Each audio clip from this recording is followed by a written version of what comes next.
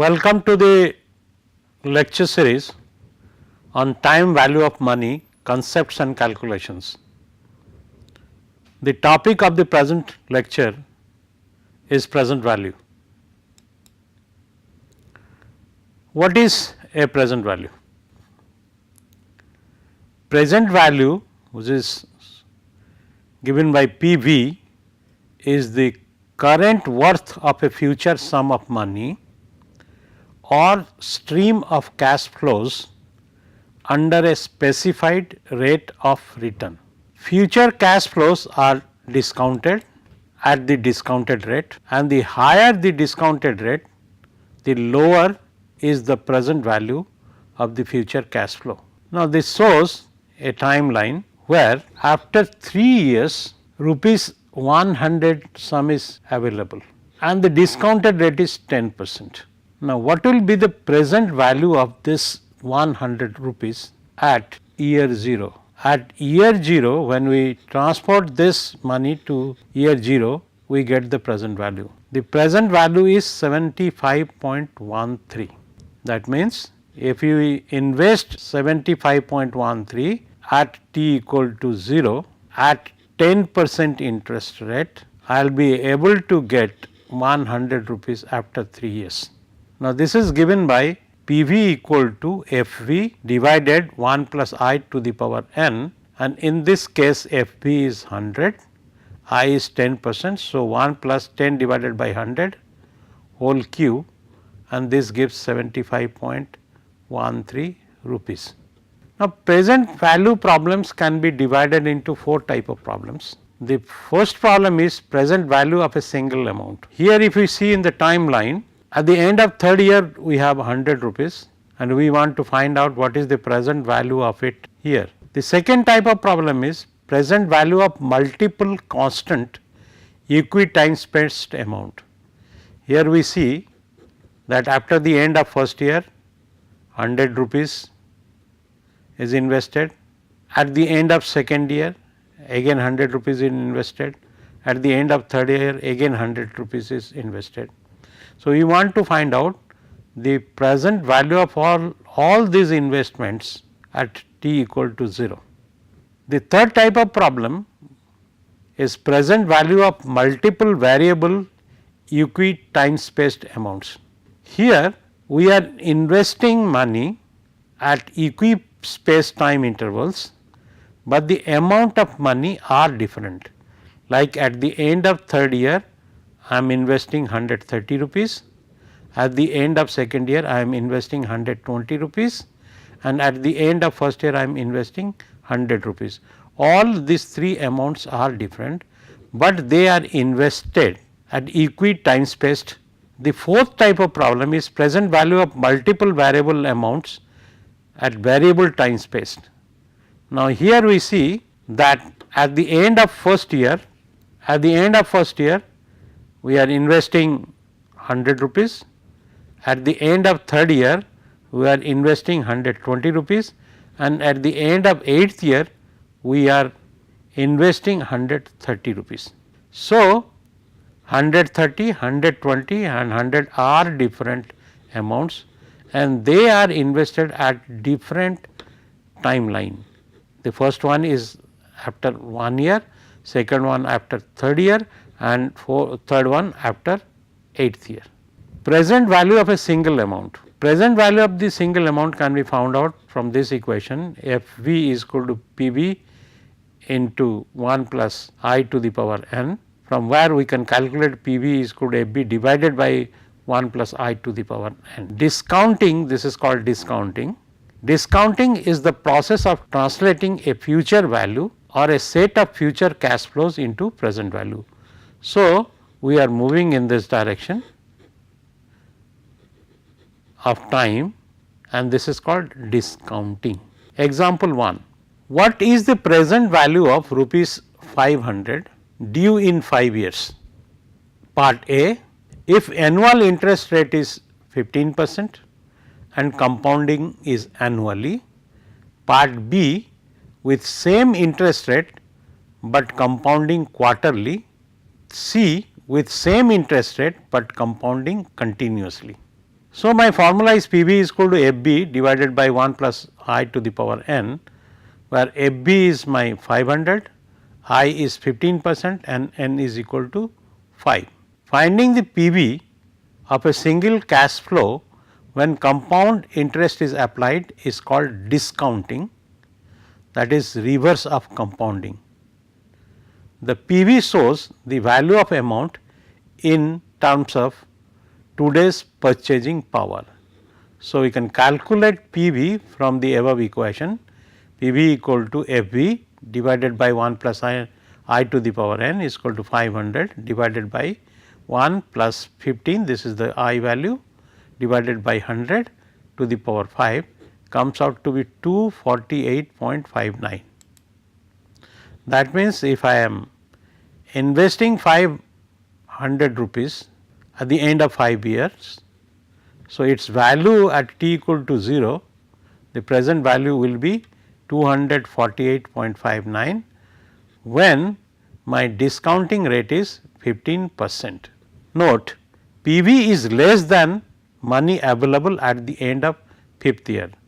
This happens when we move back.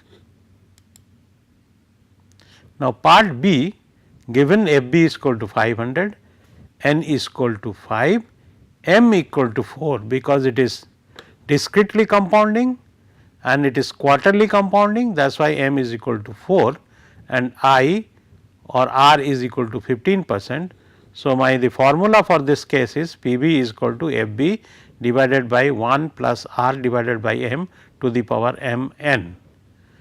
M is 4 and n is 5. So, the multiplication is 20. So, 500 divided by 1 plus 15 divided by 100 divided by 4 to the power 20, thus comes out to be rupees 239.45. Part C, given F b is equal to 500, n equal to 5, r equal to 15%. Now, it is a continuous interest problem. So, P b equal to F b divided by e to the power r n is equal to 500 divided by e to the power 0.15 into 5 comes out to be 236.183. Please note that the present value of rupees 500 in part A is greater than part B is greater than part C. Now, let us see the derivation of present worth of an annuity A for annually compounding. Now, P will be equal to A, if here we see this is the timeline, at t equal to 0 we want the present value, at t equal to 1 we are investing rupees A, t equal to 2 again A amount is invested and t equal to n another A amount is invested. So, continuously we are investing A amount each year up to nth year and our interest rate is r%. So, the present value I have to transport all these A values to this timeline t equal to 0, this to this and this to this. So, I can write down this equation P is equal to A 1 plus I to the power minus 1 plus A 1 plus I to the power minus 2 like this up to A into 1 plus I to the power minus n. Now, if both the sides I multiply with 1 plus I, then this A 1 plus I to the power minus becomes A and this becomes minus n minus 1 in brackets. So, subtracting equation 2 from equation 1, we have P minus P in brackets 1 plus I is equal to A in bracket 1 plus I minus n minus A. So, if we solve this, we can write down minus P I is equal to A in brackets 1 minus 1 plus I to the power n divided by 1 plus I to the power n. Now, if I take this negative into consideration, I can write down this equation, this reverses A is equal to 1 plus I to the power n minus 1 divided by I into 1 plus I to the power minus 1. This is called present worth of annuity of annually compounding.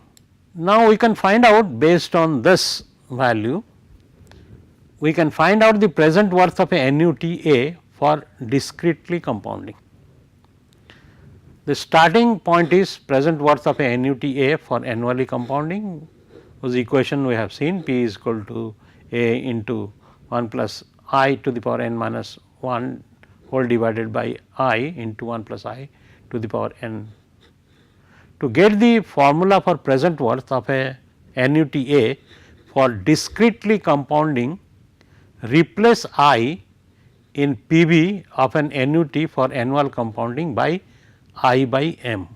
So, if I replace this I by m, I get the formula for present worth of an annuity for discretely compounding. So, you will see that here I have changed I with I by m and n with m into n. So, if it is done, so I get this equation. The above formula is valid for the case when number of payments is equal to number of compounding periods. This has to be remembered. This is only valid for the case when number of payments is equal to the number of compounding periods. Now, let us see the derivation of present worth of an annuity A for continuous compounding. This is our timeline. At the end of first year, I am investing A money, end of second year again N money, and at the end of nth year again A money. So, if I take this money to timeline t equal to 0, I can find out the present value, but here the compounding is continuous. So, when this A is converted into present value, so this is A into e to the power minus r. Similarly, if I write for all n values, then the last value is A into e to the power minus r n. Now, if I multiply the left hand side and right hand side with e to the power r, then this becomes A, this becomes A into e to the power minus r, and the last one becomes A e to the power minus r in brackets n minus 1. Now, if you subtract equation 8 from equation 7, then this is P minus P e to the power r is equal to A e to the power minus r n minus A. So, you can write down P is equal to A in brackets 1 minus e to the power r n divided by e to the power r n in brackets 1 minus e to the power r. So, this equation links the annuity with the present value. This is the present value and this is the value of the annuity. So, present worth of annuity for continuously compounding, we will be using this equation. Now, let us see the different problems which can be worked out based on this information. Now, this is example 2. A cash flow consisting of 10,000 per year is received in one discrete amount at the end of each year for 10 years. So, for 10 years we are getting 10,000 rupees each year. Interest will be 10% per year compounded annually. Determine the present worth, that is at the 0 time. The solution is cash flow for each year up to 10 years is rupees 10,000, interest at 10% per annum, n is equal to 10 years, and what is required is the PB value, that is present value.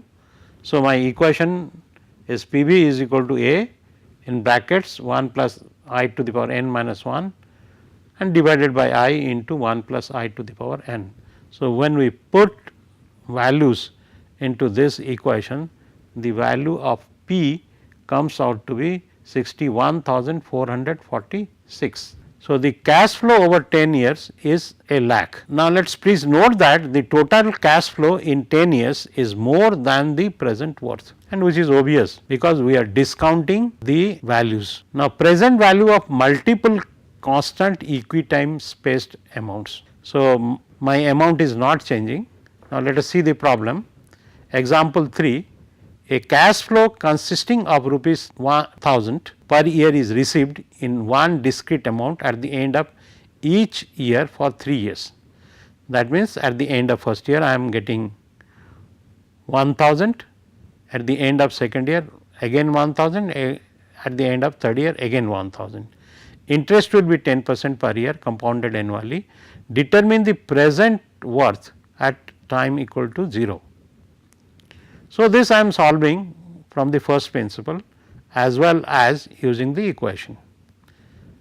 So, cash flow per year up to 3 years is equal to 1000, I is equal to 10%, n is equal to 3. Now, if I take this value, that is 1000, which is given at the end of 3rd year, I transport it to 0 timeline, and this can be done by finding out the present value of this 1000 rupees. So, this will be 1000 divided by 1 plus 10 divided by 100 to the power 3, which comes out to be 751.31.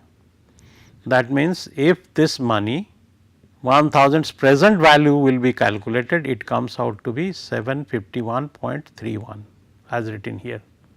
Now, similarly, the 1000 rupees which we have received at the end of 2nd year, its present value is calculated, it comes out to be 826.45. This is equal to 1000 divided by 1 plus 10 divided by 100 to the power 2. Similarly, 1000 which is available at the end of 1st year, its present value will be calculated, it will be 909.09. Now, let us see here, the present value of this 1000 which is available at the end of 3rd year is 751, the present value of this is 826 and present value of this 1000 is 909.09. Have you observed a trend? This value is less, this value is a bit more, and this value is more than this value. This will happen always. Now, when I add these 3 values here, I get 248685. So, what I have done? I have added the present worth of this value, present worth of this value, and present worth of this value, and these 3 values comes out to be 2486.85. So, this is our answer, because we are interested in finding out the worth of these 3 values. This can be done by a formula which is PV is equal to A within brackets 1 plus I to the power n minus 1 divided by I 1 plus I to the power n. If I use this formula and put my numbers, it comes out to be 2486.85, the same value. Now, let us take a problem which is little bit of miscellaneous in nature. Mr. and Mrs. Sharma wish to have an annuity for their daughter when she goes to university. They wish to invest into an annuity that will pay their daughter rupees 2000 per month for 4 years. What is the present value of the annuity given that current interest rate is 9% per annum? Here you will note that the payments are per month and not per year, whereas my interest rate is per year. So, this is a case where the discounting is done per period, which is month. So, for this case A is equal to 2000, M is equal to 12, because there are 12 months in a year. Interest per month is R by M, which is 0.09 divided by 12, which comes out to be 0.0075, and number of periods is equal to 12 into 4, which is 48. So, I use this equation P is equal to A in brackets 1 plus 0.0075 to the power 48 minus 1 divided by 0.0075 into 1 plus 0.0075 to the power 48. This comes out to be 80,369.85. So, this is a different problem and uses a compounding method which is not annually. So, this means that if I invest 80,369.85 invested now at 9% will provide rupees 2000 per month for 4 years. Now, let us take another example which is based on continuous compounding. A cash flow consisting of rupees 10,000 per year is received in one discrete amount at the end of each year for 10 years. Interest will be 10% per year compounded continuously. Determine the present worth at 0 time. The solution is given that cash flow each year up to 10 years is 10,000. That means, each year I will have 10,000 rupees, that means in first year I will have 10,000 rupees, in the second year I will have 10,000 rupees, at the end of third year I will have 10,000 rupees, and so on so forth up to the 10th year. Interest rate R is 10% per annum, n is equal to 10 years, and compounding method is continuous. So, we use the equation present worth P B is equal to A in brackets e to the power r n minus 1 divided by e to the power r n into e to the power r minus 1. When we put our values into this equation, then the value of the P B which comes out to be 60,104.07. The cash flow over 10 year is 1 lakh. Please note that the total cash flow in 10 years is more than the present worth of it. Then another problem, present value of multiple variable equitime spaced amounts. When the values are different, that means end of first year I have a value of 1000, end of the second year 1500, end of the third year it is 2000. In such problems I cannot use the equation to find out the values, and hence has to be solved from the first principle. So, a cash flow consisting of rupees 1000, 1500 and 2000 per year is received as discrete amounts at the end of first year, second year and third year respectively. Interest rate is 10% per year compounded annually, determine the present worth at 0 time. So, we have to find out the present worth of these values which were invested at different period of time. So, from the first principle we see that the cash flows are available 1000, 1500 and 2000 and I is equal to 10%. So, let us see this value which is 2000 invested at the end of third year. When I find out the present value of this will be 2000 divided by 1 plus 10 divided by 100 to the power 3, which comes out to be 1502.63. Similarly, for this 1500 which is at the end of second year, if I want to find out the present value of it here and the 0th year, then it is 1500 divided by 1 plus 10 divided by 100 to the power 2, which comes out to be rupees 1239.67. Now, the value which is 1000 which is available at the end of first year, its present value is found out at time equal to 0, then this is 10,000 1000 divided by 1 plus 10 divided by 100 to the power 1 is 909.09. So, when I add these three values here, I get a value rupees 3651.39. So, the present value of all these three amounts 1000, 1500 and 2000 invested at different interval of time is equal to 3651.39. Now, let us take another example. Here cash flows consisting of 1000, 2500 and 5000 per year is received as discrete amount at the end of first year, 6th year and 8th year respectively. Interest rate is 10% per year compounded annually, determine the present worth at 0 time. This is a problem where present value of a multiple variable amounts with variable time spaced.